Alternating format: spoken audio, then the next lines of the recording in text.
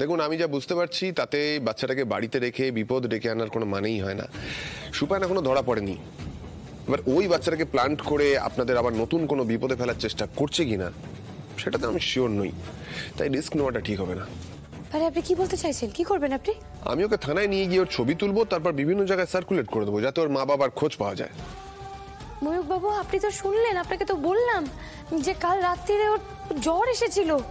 এইটুকু একটা বাচ্চাকে আপনি থানায় নিয়ে যাবেন, ওকে আপনি ওখানে যত্নে রাখতে পারবেন, দেখাশোনা করতে পারবেন ওর? আহা, থানায় কেন রাখবো? আমাদের বাচ্চাদের রাখার জন্য ব্যবস্থা আছে, সেখানে ডাক্তার আছে, এমনকি 24 ঘন্টা টেক কেয়ার করার জন্য লোক আছে। খুব প্রয়োজন পড়লে আমরা সাইকিয়াট্রিস্ট এনে কাউন্সেলিং করাবো যাতে ওর নামটা অন্তত বলতে পারে বা ঠিকানা। সেসব ব্যবস্থা তো আমরা এই বাড়িতে থেকেও করতে পারি না ওর জন্য? হ্যাঁ পারে, কিন্তু তাতে আপনাদের রিস্কটা বেড়ে যাবে, সেটা আমি হতে দিতে পারবো না। ওর মা বাবাকে খুঁজতে হয়, যা করতে হয় আপনারা করুন, কিন্তু ও এই বাড়িতেই থাকবে, এই বাড়ি থেকে সব কাজ হবে। বেশ, ঠিক আছে, দেখুন তাহলে যদি অ্যাটলিস্ট এটা করা যায়। দেখুন, এটা হয় না, আপনারা ওর কাস্টাডি রাখতে পারেন না। কেন রাখতে পারি না? আরে বাবা, ওকে এখান থেকে নিয়ে গেলেও ভালো থাকবে না, ও মন খারাপ করবে। আর ও তো এখানে ভালো আছে, আপনি চান না ও ভালো থাকুক? আমরা তো ওর যত্ন নিচ্ছি ময়ূক বাবু। আনন্দী, দেখো আমি জানি যে এতদিন তুমি যা সিদ্ধান্ত নিয়েছো তা একদম ঠিক, কিন্তু কিছু কিছু সময় তো আমাদের সবার কথাও তোমার একটু শোনা উচিত। কিন্তু আমি এখানে ভুল কথা কি বলেছি দাদা?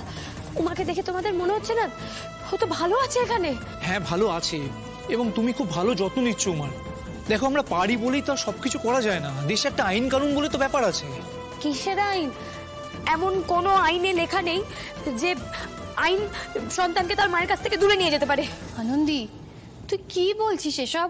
ভুল কি বলেছি? ও তো মা বলে ডাক দিল, ও তো মা ডেকেই তো দরজায় এসে দাঁড়িয়েছিল।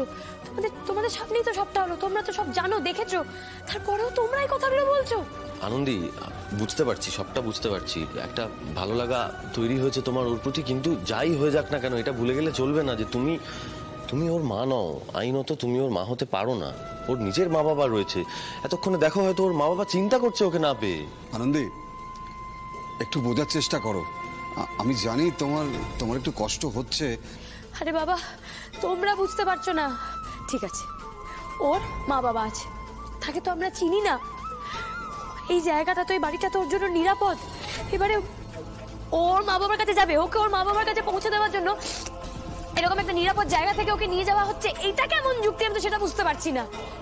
এই কদিন আগে বাড়ি ছাড়া উঠছিলাম, এখন যা দেখছি তাতে বাচ্চা চুরির যায় জেলে যেতে হবে। কি বলছো দাদা? অর্ণব, একটু নরম করে কথা বলো। তখন থেকে শুনছি তুমি যা তা বলে যাচ্ছ, এবার একটু থামো। দেখো মা, বাড়ি ছেড়ে চলে যাওয়াটা কি সেটা আমি খুব ভালো করে জানি, তাই আনন্দিকা কি যেটা বলছে সেটা তোমরা শুনে নাও, ও থাকুক এখানে। পাবলো, সবকিছু আবেগ দিয়ে বোঝার চেষ্টা করো না। বাবা, সবকিছু যুক্তি দিয়ে করতে গিয়ে দেখলে তোমার সাথে কি হলো।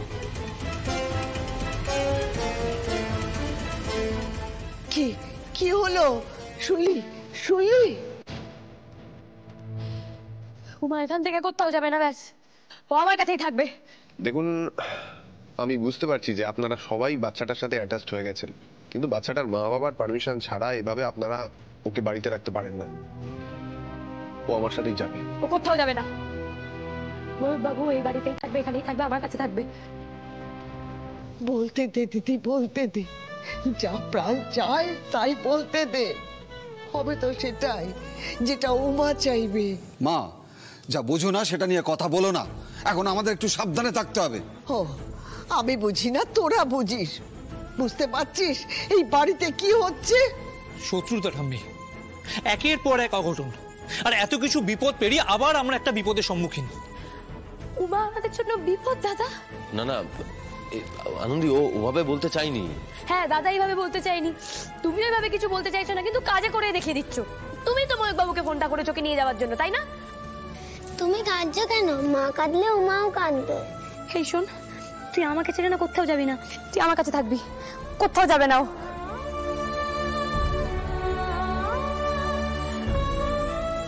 এখানে তো মা আছে, আমি কি করে চলে যাব? আমি এখানেই থাকবো।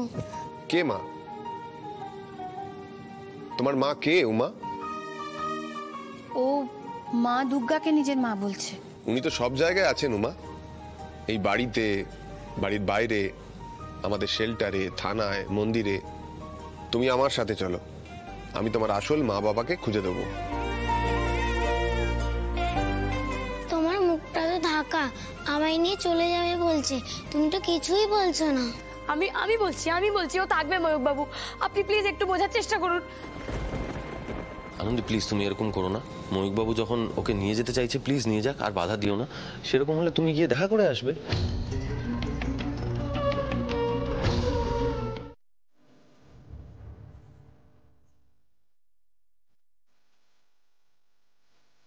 উমা, উমা, তুই এটা কি করলি? তুই এটা কি করে পারলি? আলতা আছে গো। আচ্ছা, হালতা আছে তো, তাহলে তারা